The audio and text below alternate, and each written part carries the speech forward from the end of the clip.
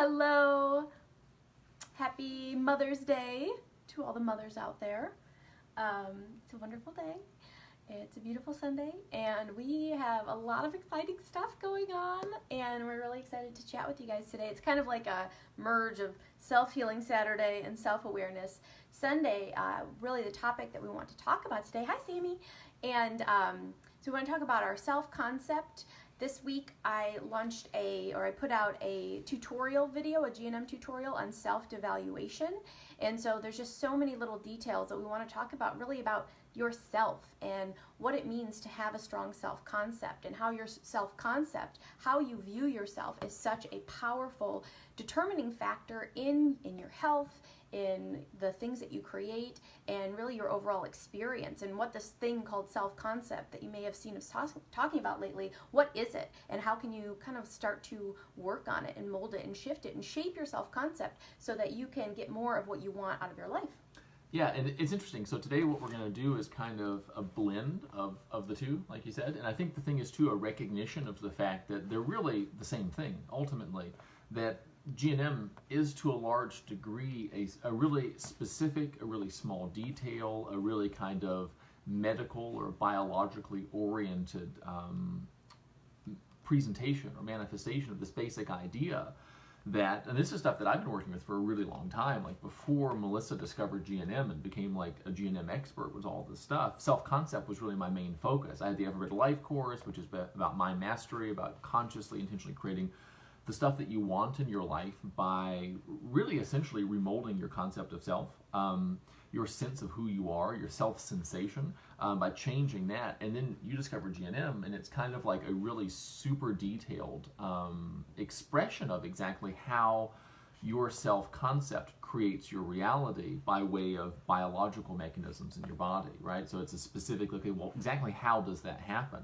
If consciousness is the only reality, if my self-concept is determining all of the stuff that's going on in my life experience, all of the results that I'm creating, all of the things that are happening in my experience of existing, how specifically does that manifest, or what exactly does that look like when it comes to physical health?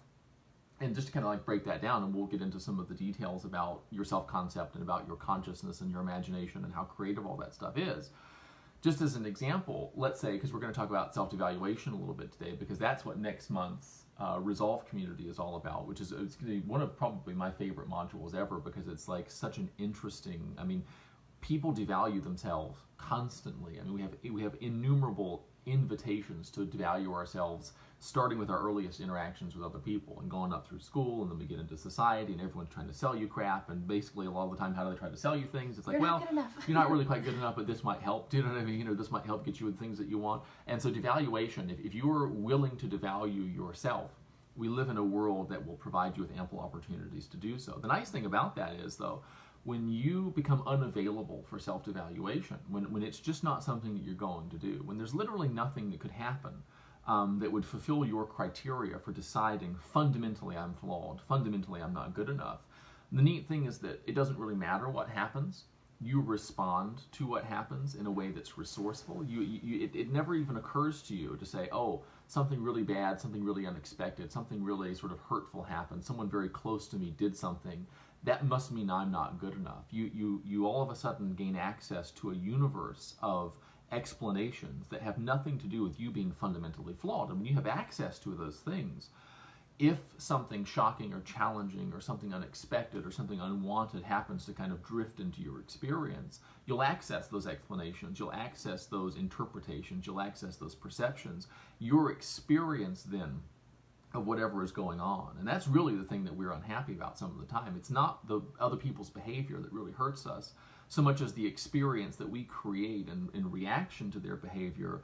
If we don't have the ability, the flexibility, the consciousness, the resources necessary to create an experience that serves us more, that's the thing that really gets us. And once you learn how to create an experience of whatever is going on that serves you, that is empowering for you, that kind of just positions you to say, all right, given this, what do I want?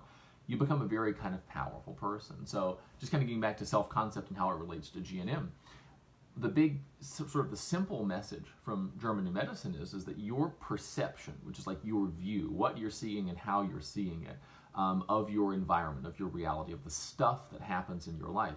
Your perception gives rise to a certain experience, right? So like if you come up to me and you say, I don't know, Steve, I don't think you're very good at what you do, or Steve, I think you're kind of a jerk, or whatever, right?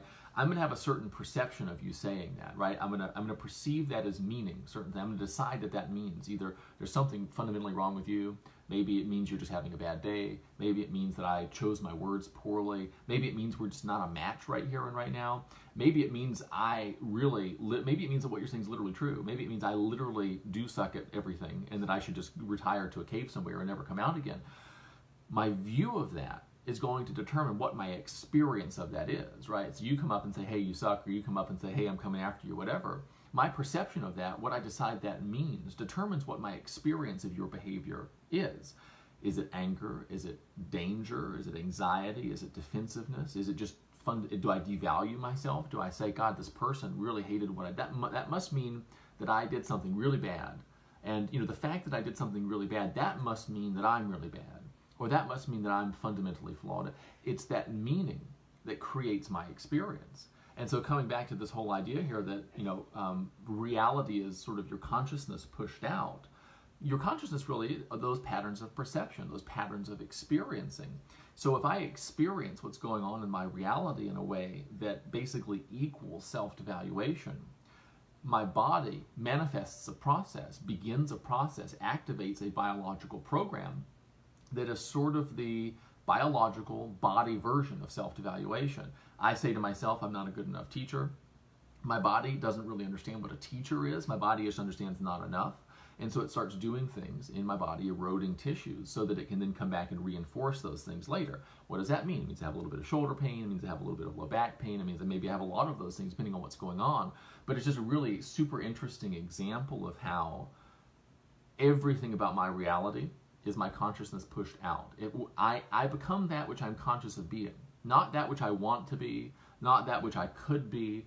I become what I'm conscious of being. And if I become conscious of being inadequate, right, I become that. I create an experience of that. My body hears, oh, inadequate. What does that mean for a skeleton to be inadequate? It means not strong enough. What does a not strong enough skeleton need? Well, it needs reinforcement. Well, how do we reinforce?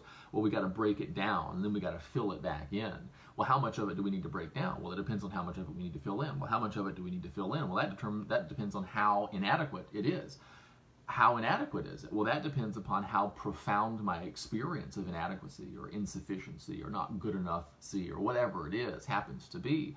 And so really, I think it's super interesting. Usually with our GNM stuff, we're very kind of like da da da da da. The embryological layer is this, the conflict is this, the program is this, the healing is that, But this is a very kind of like almost esoteric blend of this stuff where it's like literally this is an example of everything about what it is like to be me is coming from me, even if I can't see it. And that's really important because most of this stuff, you can't see at first.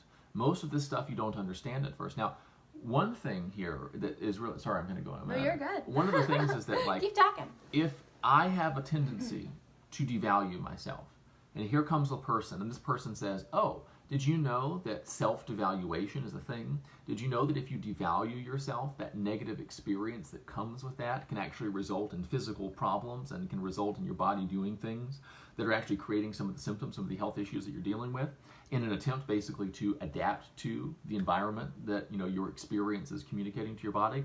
If I've got a pattern of self-devaluation going on here, I hear everything that anyone says to me through that pattern, through that filter of self-devaluation. And so if someone says, oh, hey, self-devaluation causes these things, what do I say? I say, oh, shit, this is my fault. See, that's what's wrong with me. See, I'm devaluing. And so what I do is I devalue myself about having devalued myself. And that is the really interesting thing about working with people, whether it's just for mindset and for, well, it's always about health because your experience and your health and your perception is the same thing. But sometimes people think it's all about money or relationships. A lot of the coaching that I do with people, it's not directly about health necessarily. It's about just their mind for creating the life that they want. But the interesting thing about working with anyone, whether it's for health or for something else, is that we necessarily haul our self-concept into any conversation that we have about anything, including self-concept. So if I bring my self-concept of being not good enough or being to blame or at fault for everything, if I bring that into a conversation with you about self-concept and you tell me a lot of interesting things about how important self-concept is, I hear everything that you were saying through the filter of my negative self-concept, my not good enough self-concept. If I tell you that all you have to do to create the life that you want is to consciously and intentionally focus your mind on what you want, and you hear that through a devalued self-concept, well, then you say, okay, so that's why I can't have what I want. Or, if you have an assumption or a belief that says that you can't have the things that you want, or you're not worthy of those things, if I give you a lot of good ideas about things that you can do to create the things that you want, basically what you're hearing is a new explanation about why you aren't worthy of having what you want. Well, because I can't focus my mind on what I want. That's why I'm not worthy. I thought it was because of this, but actually and it's just really interesting when you start doing that self-concept work, when we sort of boldly appropriate, when we assume ourselves to be that which we desire to be in advance of any evidence that that thing is true. When we use our imagination to become who we want to be here and now, the self-concept begins to change. And everything about what it is like to be us issues forth from that self-concept. And if I change my self-concept and then have a conversation about self-concept, I will benefit so much more from that conversation than I would have had I held my old self-concept in. If I have a self-concept of a sick person and I come to GNM, I find out more about why I'm sick. But if I consciously create a self-concept of a well person who is temporarily dealing with some inconvenient symptoms, then all of a sudden I can learn through GNM, oh, this is how I'm going to get better. That's such a different thing, right? If your assumption is that you're going to move towards, in fact, you already have created the outcome that you want, everything that you come into contact with, it'll just be, oh, some information about how I might get to where I want to go, because I know I'm going to get there. In fact, I already feel myself being there. Everything I come into contact with, that's just some evidence, some information about how exactly, the bridges of incident that are emerging to carry me to that place. Versus if my self-concept is of a sick person or a person who always messes things up or a person who's unworthy, then all of that stuff is totally different. Because again, reality is my consciousness pushed out. And so if someone comes and is teaching me valuable things and my self-concept, I'm conscious of myself being unworthy, I hear those teachings as basically, this is why you're unworthy, this is what you're doing wrong, and then I get really mad at that person, not realizing that they are me pushed out. That the reason I am experiencing them the way that I am is that I am conscious of being what I feel they are telling me I am. That's why I feel that they're telling me that I'm that thing, because I have the assumption that I am that thing to begin with. And I think when you start to take responsibility for that, you realize, oh, wow, this is all me pushed out. And then some really interesting things start to happen. The power increase is just instantaneous. It's really amazing. Hi, Kathy. Thank you, Sammy. That is so sweet. It was good. Hi, Terry. Thank you. Yeah, all of that is so interesting. My one thing that really sticks out for me and something that majorly shifted in my self-concept, and no surprise, my musculoskeletal pain, or like aches and pains and soreness, diminished drastically when I made this self-concept shift, which I actually made before I realized GNM. And I think we had a question. GNM is German New Medicine. It is the study of Dr. Rika Gerhard Hammer, who found that all biological tissue changes, so symptoms, sickness, things we call disease, are initiated by an emotional trauma, some type of something that catches us off guard, something that goes on mentally and emotionally that makes our body feel like it is under attack. And so the tissues adapt in certain ways depending on what exactly is happening and your perception of what is happening. And so that is, I'll post a link so that you can look at the GNM 101 video to learn the background.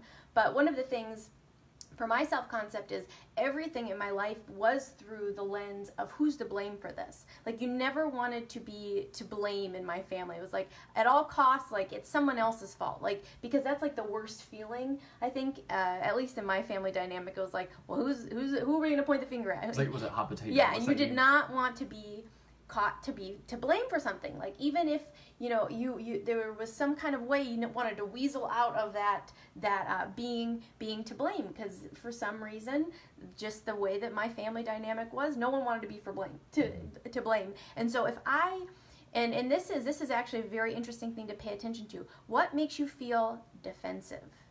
Because what's defensive? Defensive is fight or flight. Defensive is, oh, I've got to watch out because there's some kind of threat, there's some kind of danger here. And I've noticed, I've started to pay attention to, and this is really interesting because in Steve and I's relationship, like, he doesn't ever try to blame me for things. Like, that's just not what happens.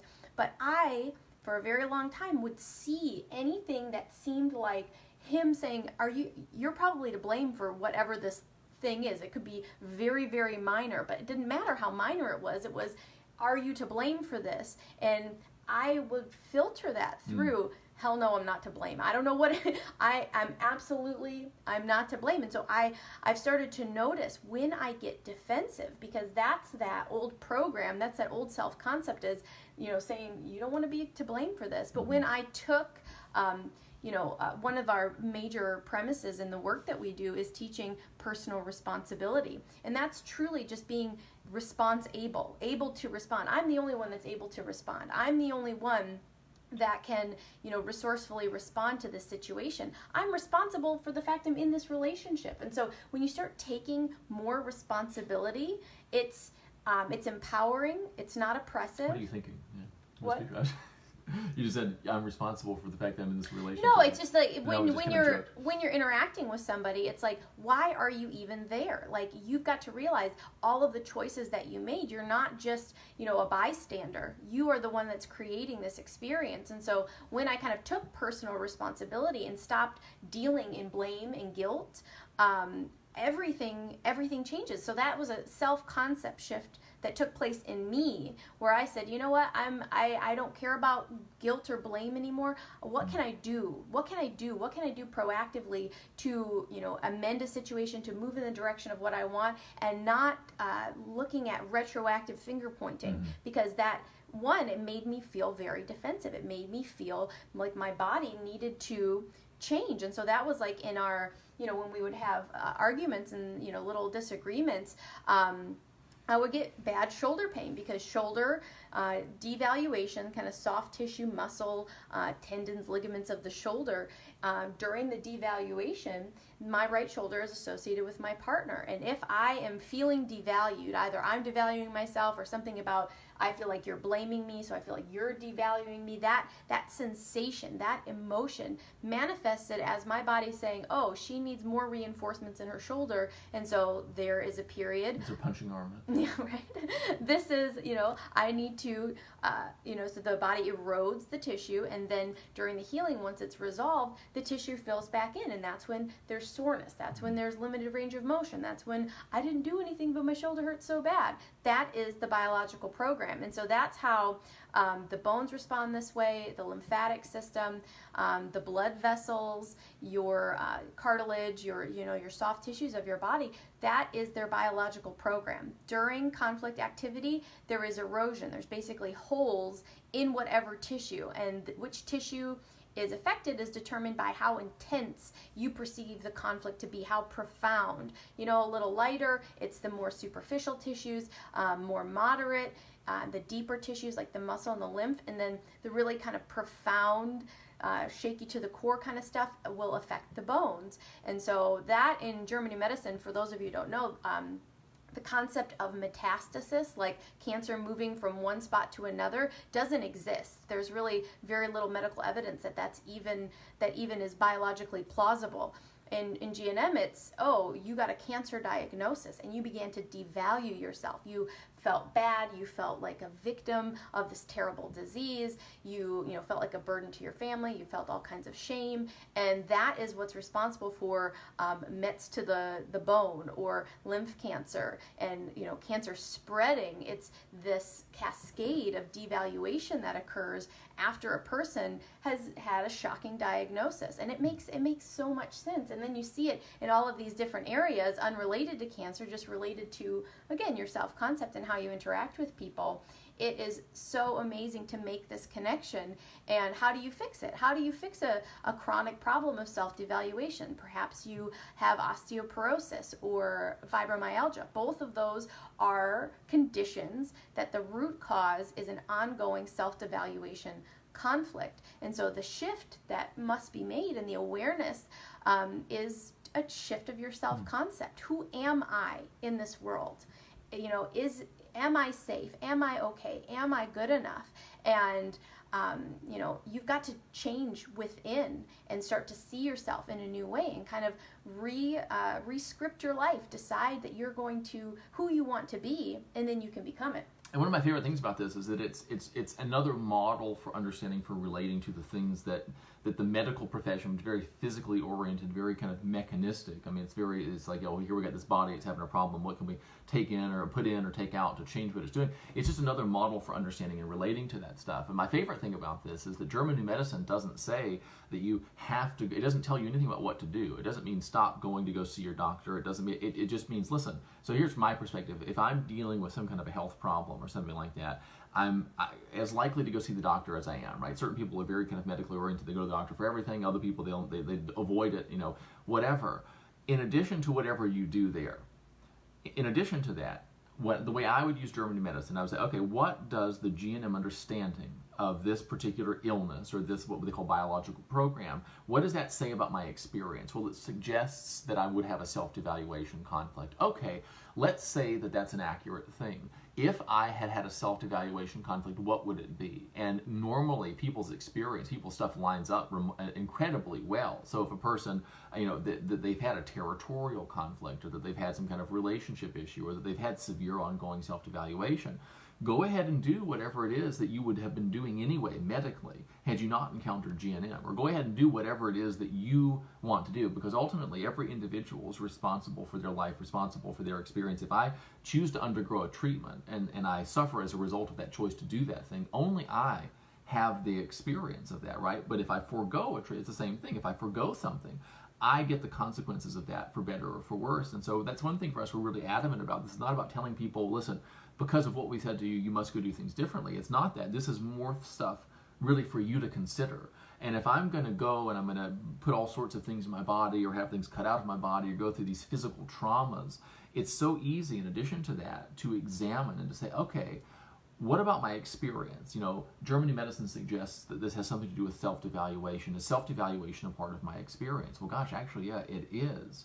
And if you go and you begin to resolve that thing, it gives you a framework for understanding what a conflict is. It gives you a framework for understanding how to resolve them, or that's really more what we do.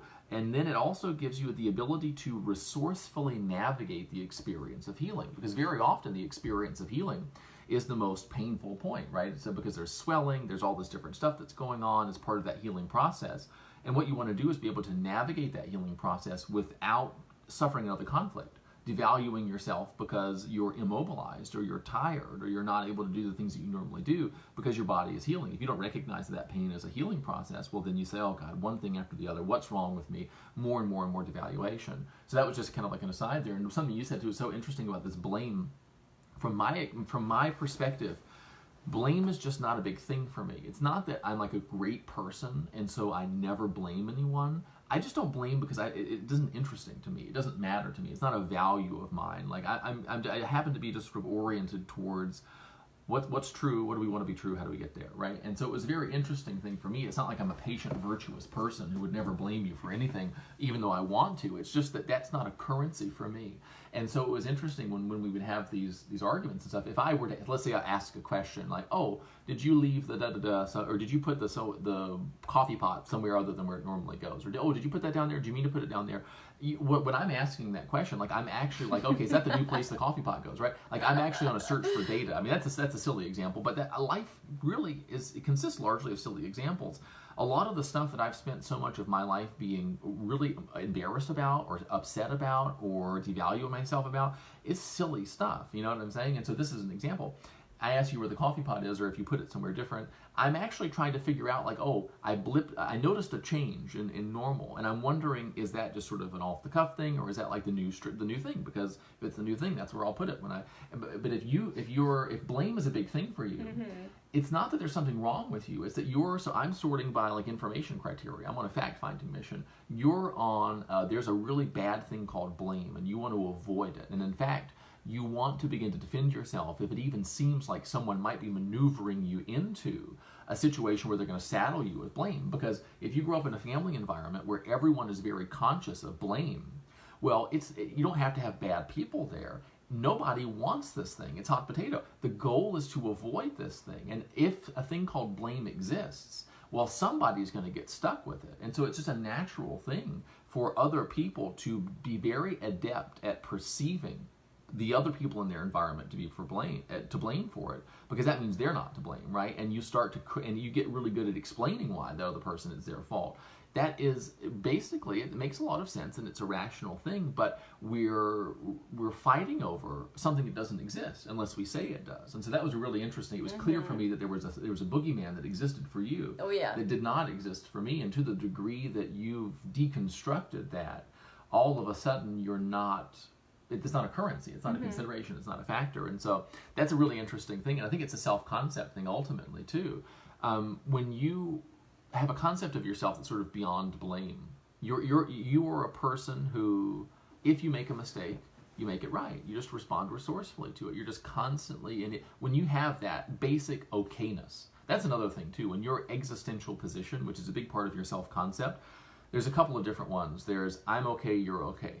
Basically, I'm okay, you're okay. Maybe you smashed into my car. Maybe you forgot to send me some money you said you were going to send me. Maybe I accidentally said something that was like kind of put my foot in my mouth and embarrassed you or something like that. You know, stuff happens sometimes. But basically, I'm okay and you're okay.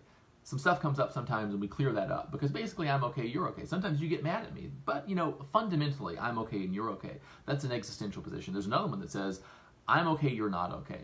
This is a person who's like, I got it figured out. I'm pretty good. And all of the suffering in my life is because you are the way that you are. There's surrounded something by wrong idiots. with you. I'm surrounded. That's it. All dogs go to heaven, right? You know, like the bad. I don't know if you know, morons. I'm surrounded by morons. This was me kind of for a long time, honestly.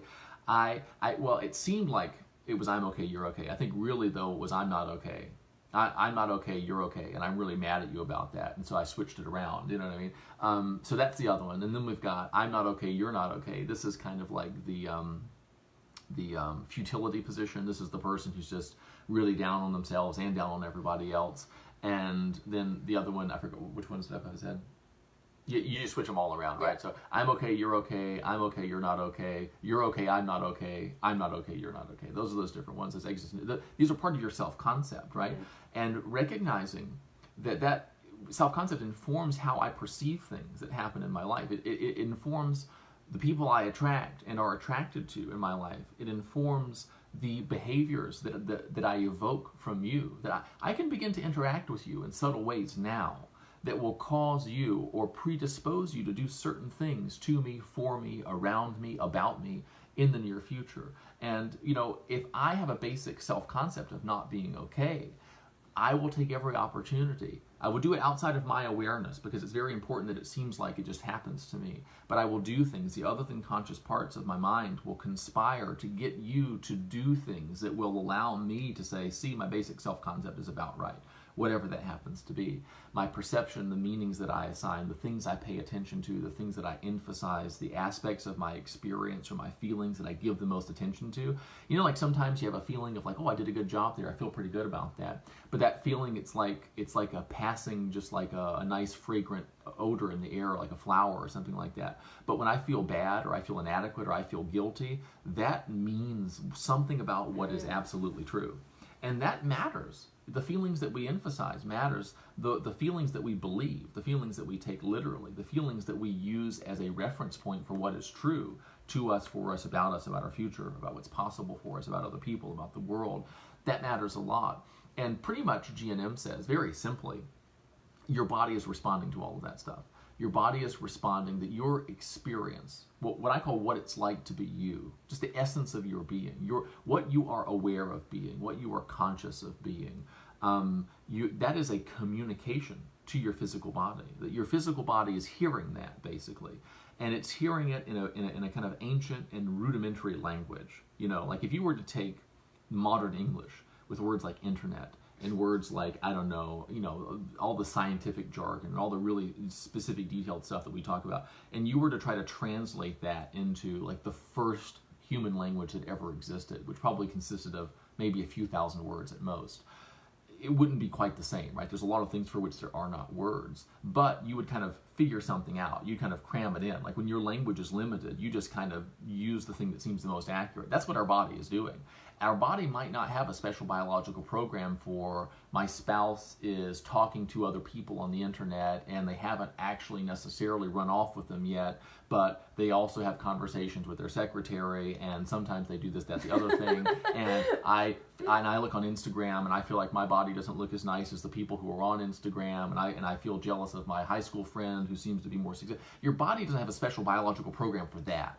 Your body has one called basically self-devaluation, right? There's something's not good enough, something's not sufficient, and it says, okay, the watcher, the nervous system is perceiving a lot of stuff in the environment that's saying we're not up to the task, we are not good enough, we are not strong enough, we are not sufficient, we feel somehow not up to the task. So what can the body do? Well, the body might not necessarily have a special biological program for making you look like, I don't know, Jennifer Aniston. I don't know why I'm thinking about her. It was like, where it's like 1999. Yeah, like whatever. She was like a classic hot celebrity. People know who she is. Who's like a modern, I don't know. The last time I was Jennifer aware, Aniston. The last time I was aware of what was going on culturally, Jennifer Aniston was a big deal.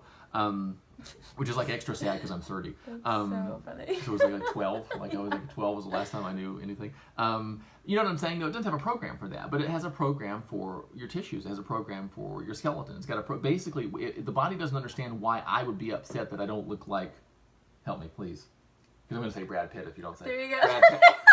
It doesn't have a system that's like, oh yeah, Steve wants to meet the more contemporary or the latest interpretation of what's attractive. It doesn't have that. It's got, oh yeah, he's feeling inadequate. We're inadequate. We must not be up to the task. Let's make this body stronger. Let's make this tissue stronger. And when you begin to understand that, I think, when you begin to understand the specifics of GNM, it's such a beautiful example of how my reality is my consciousness pushed out, right? The stuff that's going on with me, everything about what it's like to be me, literally, ultimate responsibility is ultimate empowerment. And responsibility is not a bitter pill that you swallow. That's not it. It's you learn things, and then you take those things and you experiment with them. And by experimentation, you build new experiences. And then those experiences give rise to a sensation of responsibility. I call this the ecstasy of empowerment. That responsibility is not something that you take. It's not something that you just say, okay, give it to me. It's like Dayquil or something like that, some awful thing. It's not that. That's what we were raised kind of in many cases to believe, or that's what we've been kind of led to believe. Responsibility is like a grace experience. In Christianity, there's this idea, right, that there's certain things that you can do to. It doesn't matter if you're religious or not, but here's just the notion: is that there's certain things that you can do to improve who you are. But ultimately, the most important transformational processes that a person goes through, it cannot be of that person. This is like what we talked about in the beginning, right? Because my self-concept can't improve my self-concept, because my self-concept is exactly as good as it is. There's got to be something else. There's got to be something outside of that self-concept that informs it, that it inspires it to grow and to be something other than what it is. The Zen people call it kind of satori. It's this enlightenment experience that you can sit and meditate, and you can do these koans, and you can practice spirituality. You can do a lot of stuff, but you can't force this thing to happen. When it happens of itself. Spring comes and the grass grows all by itself.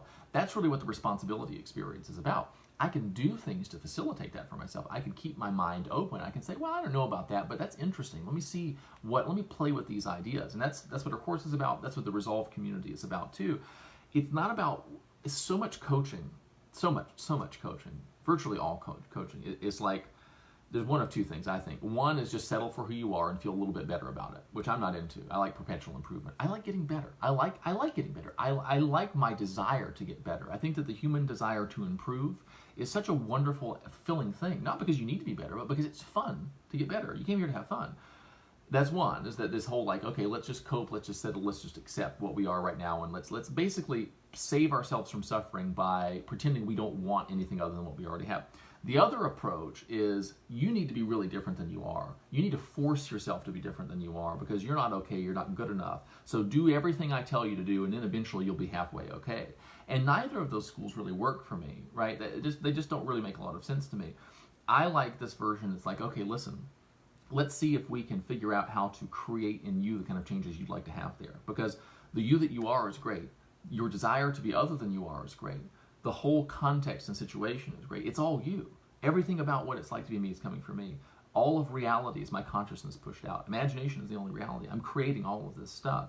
That's interesting. Oh, that's empowering. Well, I feel kind of a little bit, I don't really know about that. I don't feel safe thinking that way. Well, okay, there's ways to do that. Now, if you don't want to believe that, or if you don't want to think in that way, you don't have to defend your decision not to do that. That's so important to realize, is that you don't have to find fault with an idea in order to have an excuse not to experiment with that idea. It's just your choice. It's like a buffet. Like, I don't have to say, that macaroni looks like it has bad cheese on it, that's unhealthy, and so that's why I'm not going to eat it. If I don't want the macaroni, I just pass the macaroni and go to the stuff that I do want, right?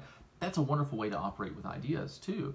If you want to figure out a way to relate to this stuff, but it feels a little unsafe, I feel a little unsure, but this sounds good to me. I want to go for this, and I would like help figuring out how to go for this. That's a cool thing, and that's really what we help people to do. But that responsibility experience, I strive to create that in myself every day. I don't always feel it. Sometimes I come into contact with people, and my genuine, authentic experience is that person's an asshole.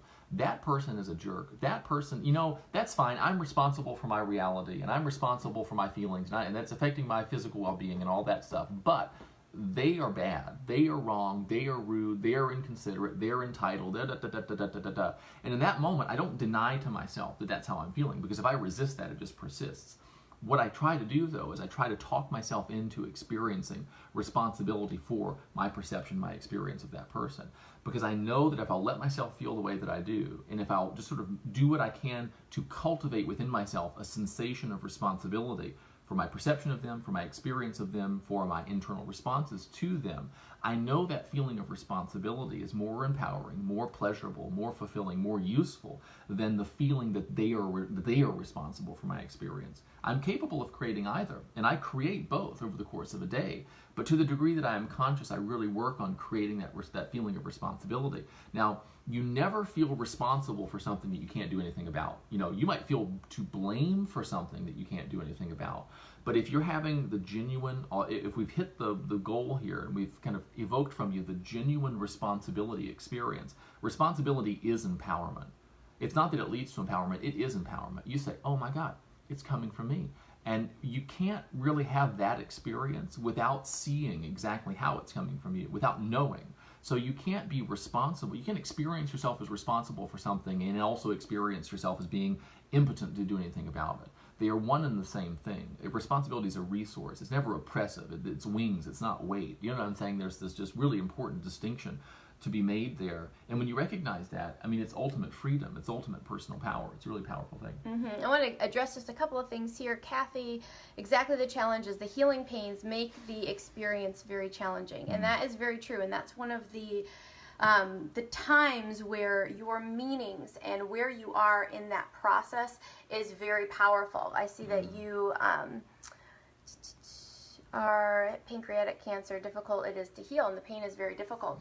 When you're in that place, it's what are you saying to yourself while you're there? And that's where I see a little bit of a conversation here going on regarding supplements and dandelion extract heals cancer in 2 days. So the thing about that, Naomi, and I see that Kathy, you kind of addressed that, is that we can, there are a lot of helpful supplements, but no supplement can heal cancer, and no supplement can stop the cancer process.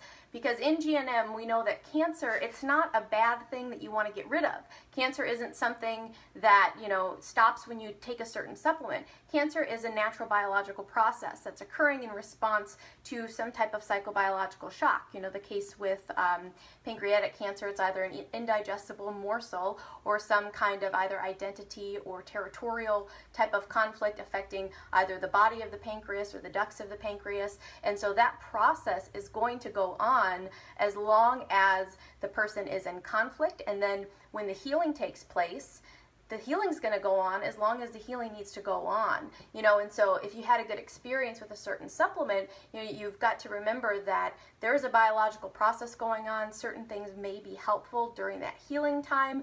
A lot of people like to say that like cannabis kills cancer. And the thing is from the German New Medicine perspective, we're never trying to kill cancer, because cancer is just a normal healing process. It's either, extra tissue building up during the conflict because it's a brainstem controlled tissue and the body needs more of whatever juices or, secretions are made from that tissue, or it's an erosion process. And so those tissues are being eroded because, again, that's for the bigger picture of what's going to help the person survive from the body's ancient biological perspective. And so that's there's a big paradigm shift when you kind of come into this world that takes place. You see cancer differently. You experience your interaction with supplements and stuff completely differently. And so if you're kind of still new, watching GNM 101 a few times will help to get this at a deeper level, because there's a lot of nuance to it, and it's completely different than everything I believed before. GNM is completely different. It just changes the story altogether. And so when you are in the healing phase, the thing about it, and the pain can be absolutely excruciating. Pancreatic cancer healing pain, bone healing pain is terrible because there's swelling, there's stretching of the periosteum, there's a lot of nerves there, and you're incapacitated.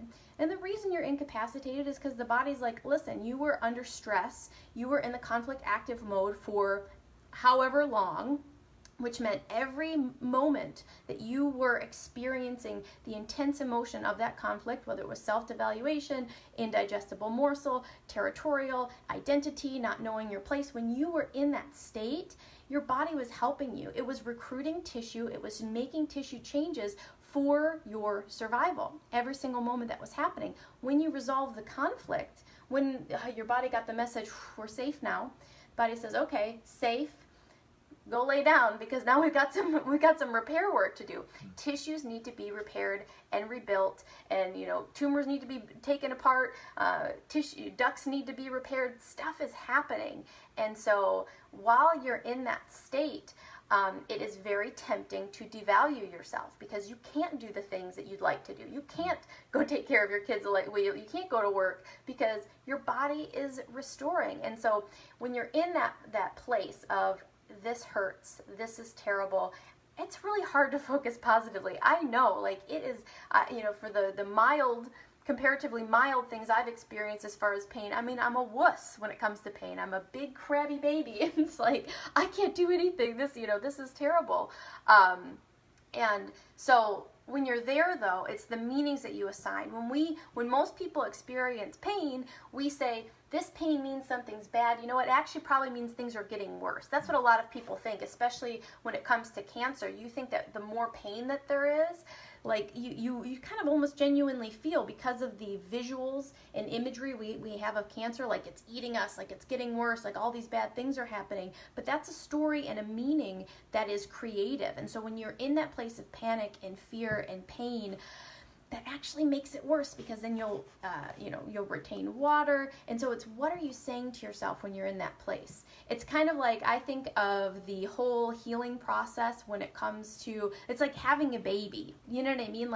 There's a lot of time, and especially the epileptoid crisis, it's not fun to go through that necessarily. Some women have, there is a way to morph your experience of having a baby where it can be orgasmic, but a lot of women don't have that experience. And so, but it's because when you're there, you're getting something. That it's productive, it's generative, what you're going through. It's not like you're in an endless wasteland where you're going to be in pain forever. The concept around it is different. Even though childbirth is to a large degree treated like an illness or like a health problem, generally speaking, the kind of the concept that you bring into that is so different. I think in a situation with intense pain like that, the interesting thing is that there's a feeling or a sensation, and then there's your overall experience of it. And so to the degree that you can, and it really doesn't matter how intense the pain is, and this has nothing to do with being tough or gritting your teeth or anything like that at all. It just has to do with noticing the difference between the physical sensation of pain and all of the other stuff that it's so easy to add on to that sensation that then gives rise to our overall experience. And so I think of it like that. It's like you've got this overall experience, and then you've got physical sensations or emotions kind of contained within that. What are the other things that determine what my overall experience is? Because there's no question that when you have intense pain, that pain is a relevant part of your experience. It's not there. It's there. but there are other things that influence what your experience of that sensation is. Things like what you decide that it means. Things like the degree to which, I mean, like I said, does it mean that you're getting worse? Does it mean that you're healing? Does it mean that you're no good, that you can't do the things you want to do? And this is a big one. Does the fact that I'm feeling the way that I feel right now mean that I'm always going to feel this way? Or that I'm never going to feel better? Or, that the situation is worse than I imagined? It's interesting to notice the meanings that we are putting on the sensations that we're having. Until I saw it, I couldn't really understand fully how different an experience of a sensation could be, like pain, for example. Another one is emotional resistance, which is basically if you're telling yourself that it shouldn't be this way, that it shouldn't be happening. I mean, I'd rather this not be happening. I can think of 1,000 things that are more kind of sensuously pleasurable to me than this extreme pain that I'm having. But there's a difference between that and this kind of existential resistance, this kind of like, this is a problem, this is bad, this is literally not okay, and kind of the essence of who I am is going against the grain of this. I'm not going along with this. I'm not having this. I'm not consenting to this. I am resisting the fact that this is so in this moment in time. That resistance itself can be a source of tremendous suffering. And it's a very interesting thing to kind of divide out. Like if you can get to the point where you're just with that sensation, and you kind of, by degrees, you kind of peel away or just become aware of the meanings that you've assigned that maybe aren't serving you, your tendency to kind of resist this stuff, your tendency maybe to assume that it means things that aren't serving you. When you kind of start to watch that, you discover some really interesting things about it. And the really relevant thing there is that as soon as you're able to respond resourcefully to this pain, you will. Everyone's always doing the best they can with the resources available to them at the time. And all of the stuff that we're sharing, certainly all the stuff that I'm like sharing with you right now, these aren't things that you ought to do or should do or must do. These aren't the right way to respond to pain. I mean, it's your pain, it's your experience, and really your experience of discovering your experience and things that you can do to change it. These are all just ideas, things that you can kind of play with. And they're things that I have found, many other people have found useful in kind of getting yourself to that point, positioning yourself, getting enough leverage. Like, you're trying to pick something up, like a heavy, like old stereo speaker or a really heavy piece of furniture or something like that. And you want to do it, like, you want to do it. You're able to do it, but you just can't get the leverage right. You can't get the angle correct. Or if you're trying to get like a chair through a door, you know what I mean, or a piece of furniture, there's a way to get that piece of furniture through that door. But it can be so frustrating if you can't figure out what it is. That's really what a lot of the stuff that I don't know if anyone else has had this experience, but like I get so upset with stuff like that. I tend to resist that stuff. And that's not to trivialize another situation. That there are similarities there, though. You really want to do something. You might know there's a way to shift your experience. You don't know how. You can get really frustrated with that. When you find those things, though, it's like if you have a lever long enough, you can move the whole world. When you build kind of a lever of thought or a lever of concept, when you use your imagination to construct this stuff, you can really create such changes in your inner world, such changes of your experience. And again, it's not that it's not understandable that you wouldn't do that, or that you don't have every right not to do that, or whatever. It's that it's impossible to know what is possible without doing it. You can't say for sure what's not possible. And as you really experiment with that stuff, the interesting thing for me, as I found, is that a person builds a new experience that's not only better than one they had before, but they build an experience of having consciously engineered their experience.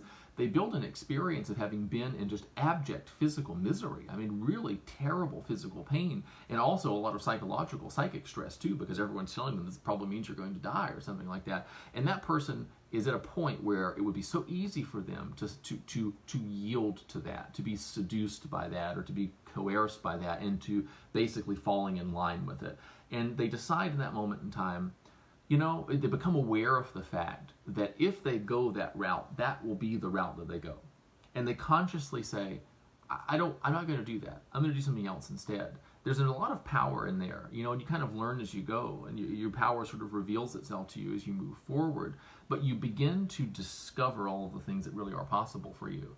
And that's not something anyone else can ever do for anyone. That's what you really have to find out. In order to find out what your experience is like, having mastered, say, non-resistance, or having mastered resourceful meaning assignment, or having mastered these various ways of kind of transmuting your experience of a given sensation, until you go down that path and play with that stuff, and until you're patient with yourself and allow yourself the time, and you let it be okay that you're not better at it than you are at a given moment, you don't know how profound it can really be. And that's just kind of a cool discovery process, and it's an interesting thing. It's a surreal thing when you begin to have that experience of consciously creating a new experience of the same old stuff. When you achieve that, the stuff starts to change too, and it's just a really cool thing. Yeah, there's so much. I'm putting together pieces, what will be the transmuting pain module for the Resolve program, because I have had experiences of intense pain for myself, and that ability to change your perception of it, to separate yourself from it. And there are mental things that you can do, things you can shift in your mind that actually do change how intense the pain, like how it feels in that moment. You can change the way you think about it, the way you represent the pain in your own mind, the color that it is, and there are a lot of really cool things that you can do. And so that will be an upcoming module. It's not prepared quite yet, but so for June, that module is going to be all about self-devaluation and things that you can do to become aware of this concept of yourself that's operating in the background of your mind that is causing you to perceive things the way that you are in regards to self-devaluation. Maybe you are aware that, oh my goodness, I am devaluing myself. I'm in a healing process for an unrelated condition, and now here I am and I'm uncomfortable, and I'm aware that either I've got the predisposition to devalue myself, I already have, I'm having some musculoskeletal pain, so I know that devaluation is a part of my experience.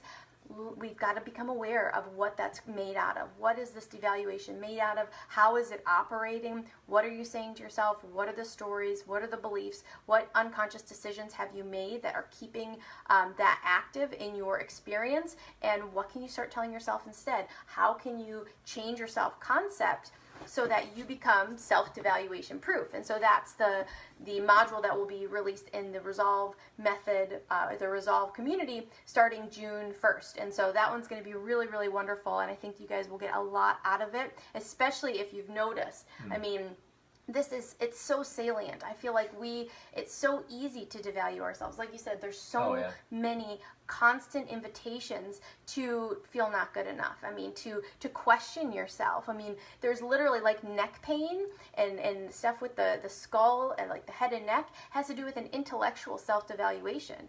People all the time want to make you feel stupid on the internet. You make a comment and someone wants to like attack you and tell you about how wrong what you just said was, and then it's like, oh gosh, I didn't think what I said was all that bad, but no, here I am, and you know what I mean? And so we don't realize that our neck pain is linked to that, and our shoulder pain is linked to this, and our, all of these things, there is a cause. Nothing in this universe happens without a cause. There's always a cause, and so if you start to make these links and these connections, I mean, your whole world opens up and you're like, oh my goodness, I have so much control over my physical experience that I didn't realize that I had. And so that's what that's just what GNM is all about. It's all about empowerment.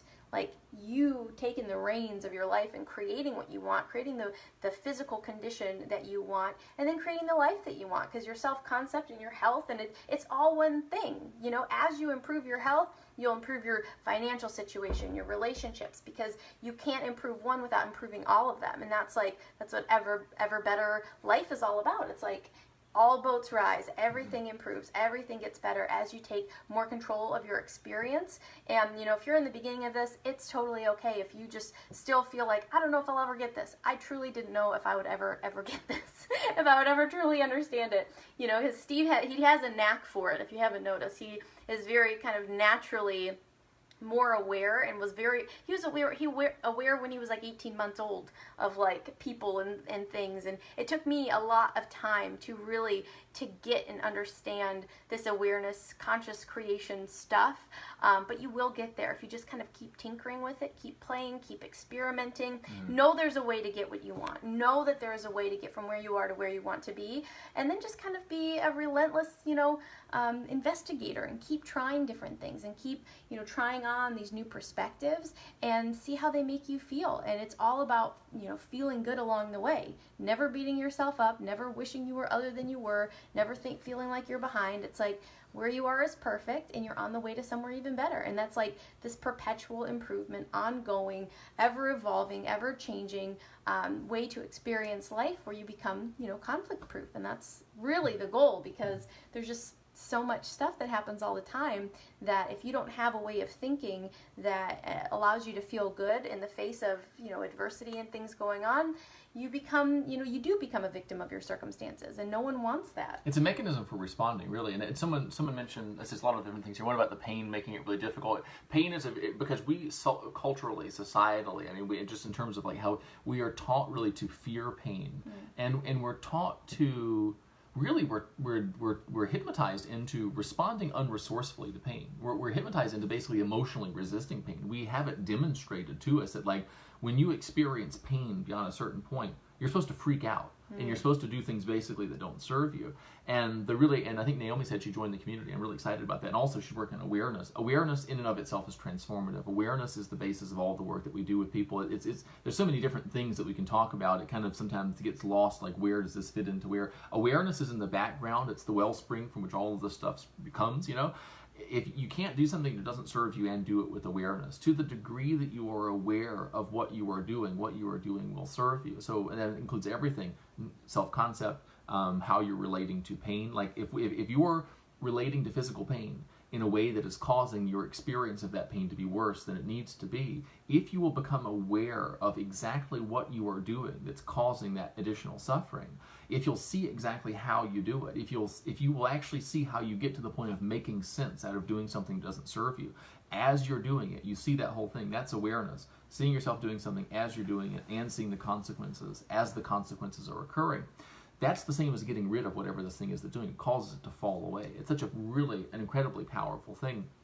And this, it's just the self-concept is really great too. One of the things Cheryl asked was a good question. Is how do I change the experience of an a-hole? Yeah, the experience of that person. Cheryl, the first thing that I do is I usually just blips on my radar. I say to myself, that idea that reality is your consciousness pushed out? That idea that you're 100% responsible for everything? And I'll go, yeah.